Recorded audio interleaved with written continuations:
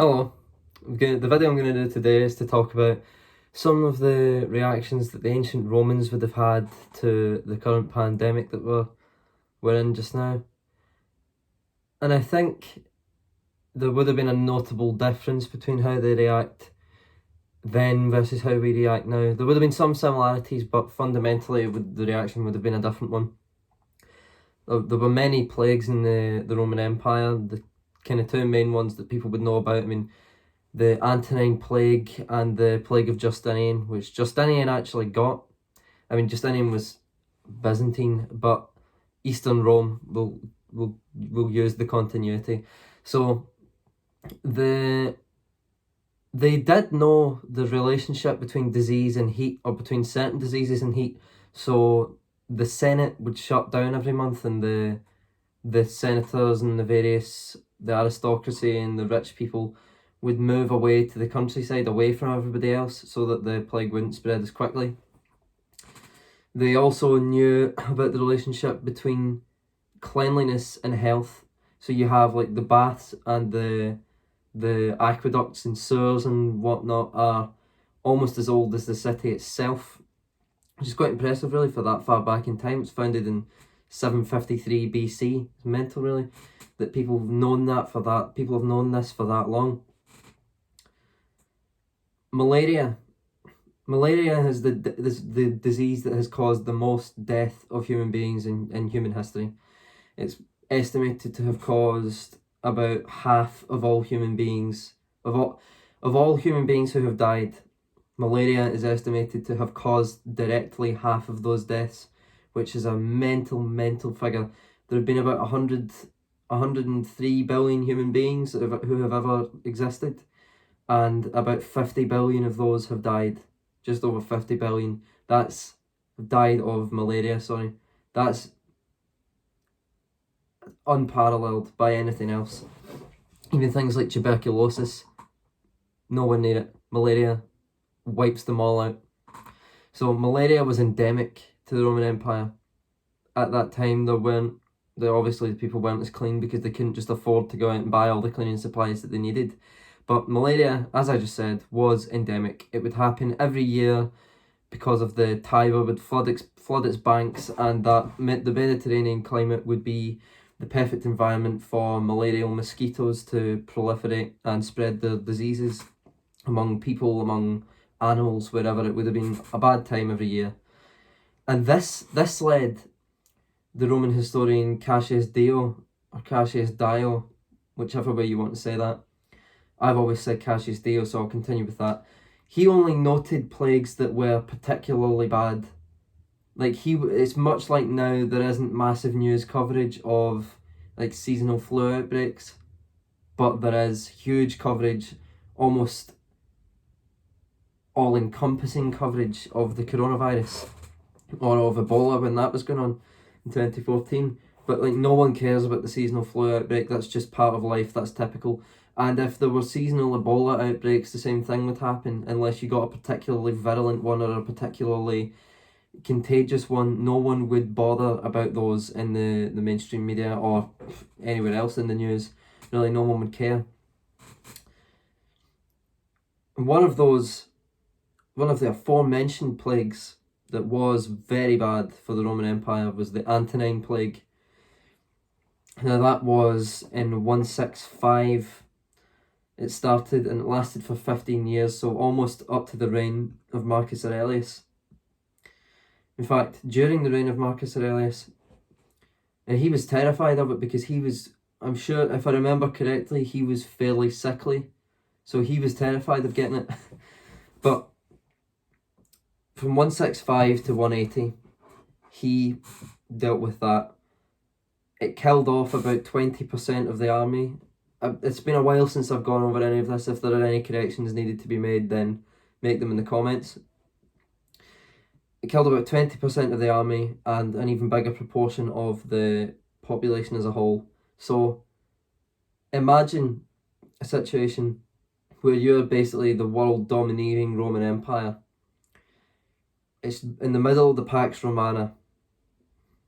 You have subjugated all around you. You've made them Romans rather than Gauls or Brits or Angles, or Iberians, or Etruscans, or Samnites, or Greeks, or even the Egyptians. Everywhere around, the Romans had subjugated them.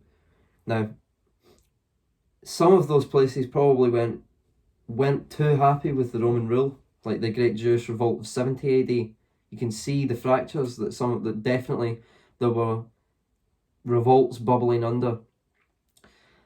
What better time to strike than after a plague outbreak? And what better time?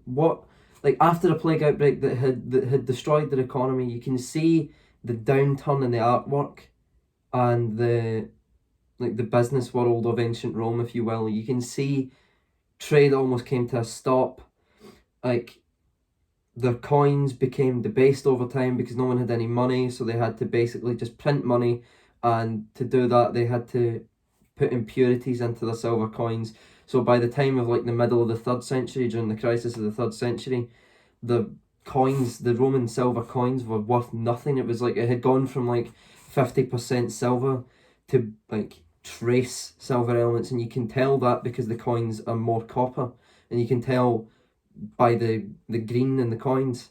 I forget what that's called, but you can see the debasement of the coins, and you can see the way that the economy was going in a downturn by the fact that the end result of the crisis of the 3rd century seems to have been Diocletian, who ended up being quite a tyrant, although he split the Roman Empire up into the Tetrarchy because he knew that it was too big for one man to govern all of it. So he split it up into, there was a Caesar and an Augustus of the West, and there was a Caesar and an Augustus of the East, which ended up resulting in Constantine as well, who was the first Christian Roman emperor, after being, everybody else had been pagans up to that point.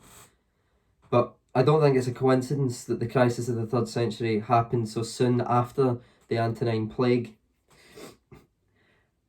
Basically ushered in the end of the Pax Romana, in my opinion, which is the Roman peace. I wouldn't be surprised if after a plague outbreak like this, I wouldn't be surprised if there was a coup or something along those lines, because the way it worked was the emperor was the representative of the Roman people on earth for the gods and later for God, and they basically put all of the blame on the emperor for things like that. The people would have thought, well, if the gods aren't happy with us, which clearly they're not because they're sending us plagues, then it's the emperor's fault because the emperor is this debased heretic or whatever he had done, whatever thing you could put the blame on him for. And I wouldn't be surprised if there was a coup or if there was a revolution or a revolt or something like that, because they would have thought, well, our emperor's making the gods angry, so why not get rid of him and install someone who's more pious or better? And that kind of changed with the Justinian Plague. The Antonine Plague was probably measles. I think that's what the consensus is, it was measles. The Plague of Justinian, which was in the 530s, I think. There's the 530s or the 540s, and there were kind of aftershock outbreaks until 750 AD. So it only started off as the Plague of Justinian. But you can see the change in the culture at that point. It's quite interesting, because after that, Justinian himself got it, and I'm going to do a video specifically about the Justinian Plague and its similarity to the COVID-19 outbreak, at least in the UK.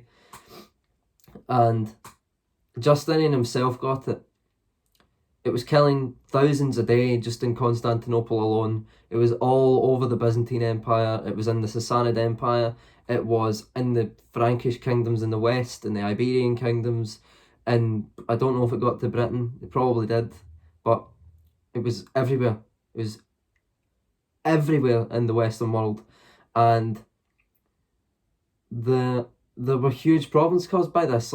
Up until that point, the Byzantines had been conquering back the old Roman provinces of the west after it had fallen in 476, and you can see up to that point, it was Belisarius who was doing that, by the way, not Justinian.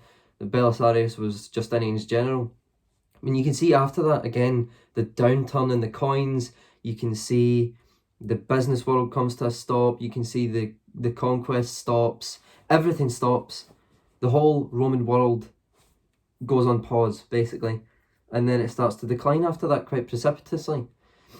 And after that, when that had finished in the summer of 542, I believe, Justinian put in a law saying that the plague was now over because plague BTFO'd. It's like that. It's like that meme about if you're getting mugged, remember, just say no. The mugger legally can't take anything of yours without your consent, which is quite funny. But it's kind of like that. Like he put that in, and he said that they said at the bottom, some council, I can't remember the name of the council, but he said down the bottom that the plague was there. The plague came about because of our sins. So he's taking the blame off of himself, which would that was the done thing previously, and instead he kind of moved to a more Christian model of the whole empire is sinful, and that's why the plague has visited us, which is a more reasonable interpretation, although it's still kind of backwards religious nonsense. But it's a lot more reasonable than, well, it's this one guy. Justinian seems to have been setting himself up as kind of the Moses figure rather than like the earlier biblical figures of the representative of the people for God. Moses wasn't that. He was a kind of mediating figure between God and the Jewish people. So it was like Moses would sort out their problems so that God wasn't angry with them, rather than God taking his wrath out on Moses alone. But I'm going to do a video on the Antonine Plague on its own, and I'm going to do one on the Justinian Plague on its own. Those will be coming in the next few days, because they're very interesting times, and they're relevant to now, actually. So I'll do one on the crisis of the 3rd century as well. Those are some interesting times to go through. Thanks very much for watching. If you've enjoyed this video, subscribe, share it. Playing YouTube in hard mode. Thanks very much. I'll see you in the next video. Let me know what you think.